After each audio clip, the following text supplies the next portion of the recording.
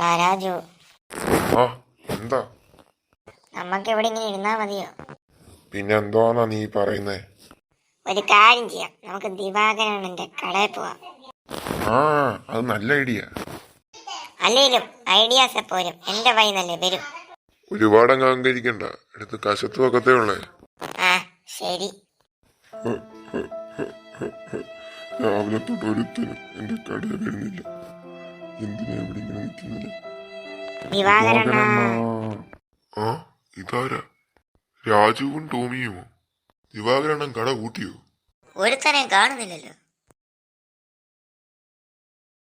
മക്കളെ, ഞാൻ ഈ കട പൂട്ടാൻ പോവാ. എന്ത്? അല്ലാതെ വേറെ വരിയൊന്നുമില്ല മക്കളെ. എന്നാ ഞങ്ങൾക്ക് 2 ലോലിപോപ്പ് തന്നിട്ട് അടച്ചാ പോരെ? അതൊന്നുമില്ല, ഞാൻ കട കൂട്ടാൻ പോവാ. നിങ്ങളെല്ലാം പോയിക്കോ.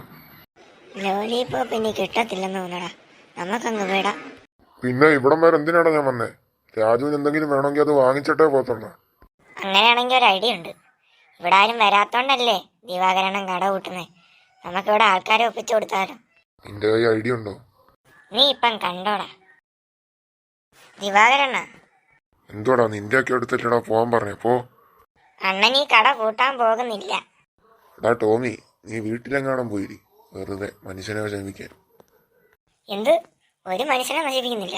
ഇനി അണ്ണന് നല്ല കാലം വരാൻ പോകണോ? നല്ല കാലം. അതെന്താടാ, നിന്റെ കുടുംബക്കാരൻ നാട്ടിൽ നിന്ന് പോയോ? അണ്ണൻ എന്തേലും പറഞ്ഞുകൊണ്ടിരുമ്പോ ഇങ്ങനെ ഒരുമാതിരി എനിക്ക് ഇഷ്ടമല്ല കേട്ടോ ഇത്. അണ്ണൻ ആദ്യമേ ഞാൻ പറയുന്ന കേക്ക്. ഇനി മുതൽ അണ്ണന്റെ കടയിൽ ആള് വരും, അണ്ണന് ലാഭമാവും. എന്താ പോരെ? എന്തുവാ നിന്റെ ഐഡിയ? ആ കേക്കട്ടെ. ഐഡിയ ഒക്കെ ഇപ്പം കണ്ടോ?